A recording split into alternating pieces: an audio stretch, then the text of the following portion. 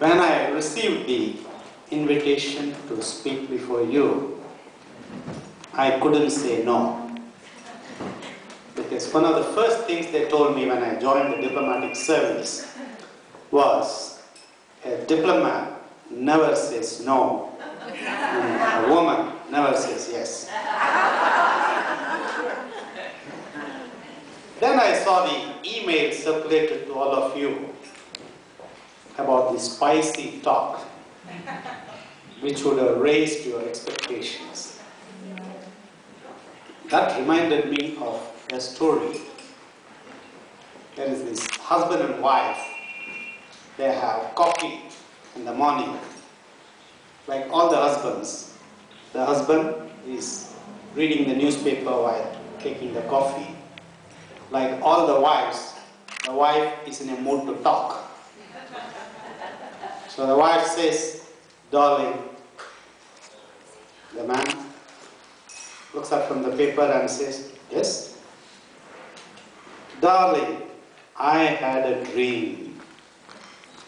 The husband looks up and says, "Oh, that was the speech of Martin Luther King." The wife says, "Don't be silly. I had a dream that today you are giving me a gift, a diamond necklace." So the husband says, He goes back to reading the newspaper. Then, in the evening, he comes back, and there is a gift box. So the wife is very excited. She doesn't want to open it immediately. She opens a bottle of champagne, organizes dinner, and then she opens the gift. Inside, there is a book with the title, Interpretation of Dreams.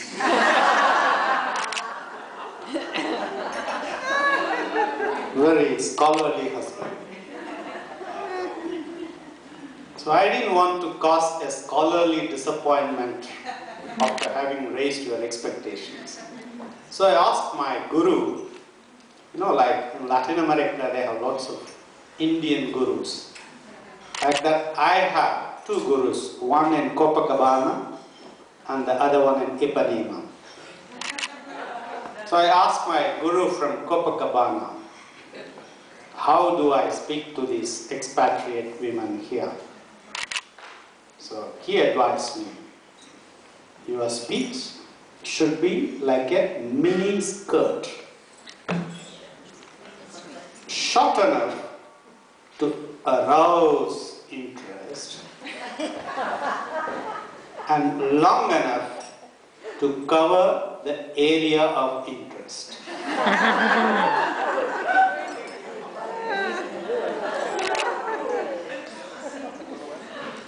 Thus, you as the expatriates have a great opportunity to interact with and experience Latin American culture and Argentine culture.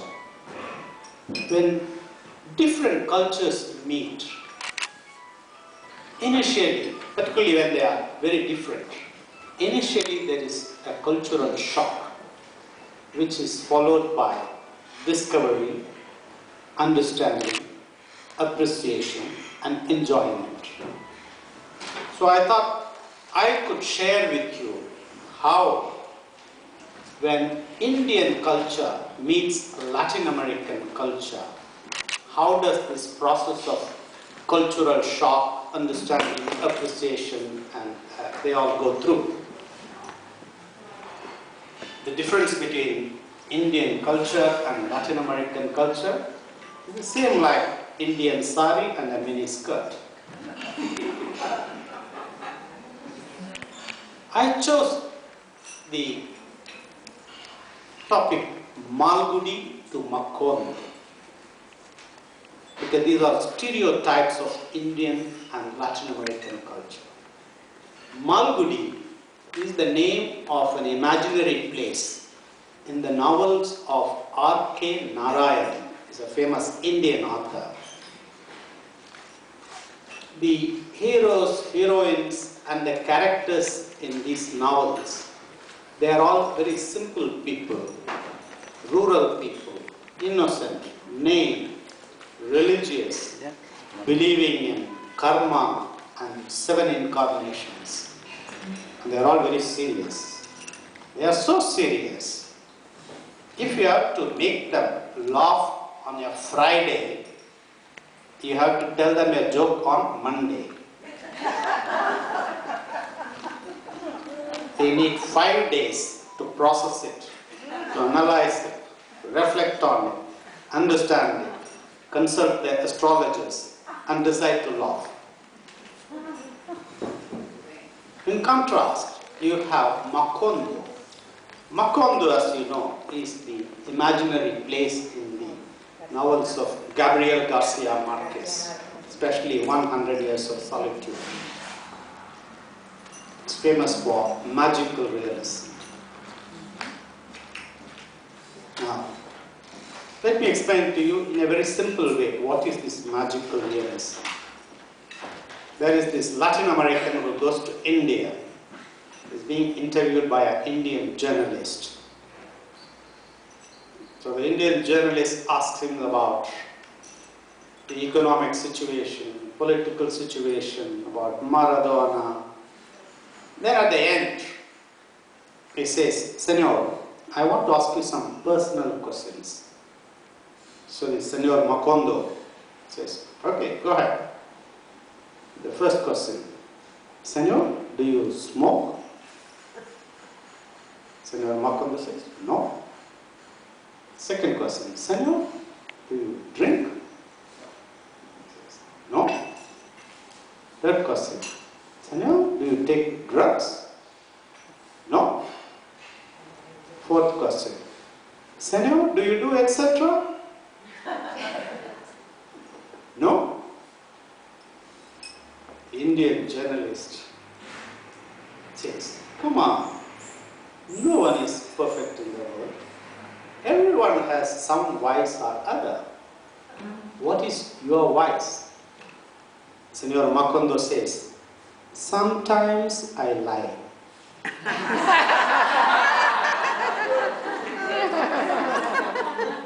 Very small vice. The interaction of this Malgudi culture with Macondo culture has taken place in 3 phases in the last about 100 years.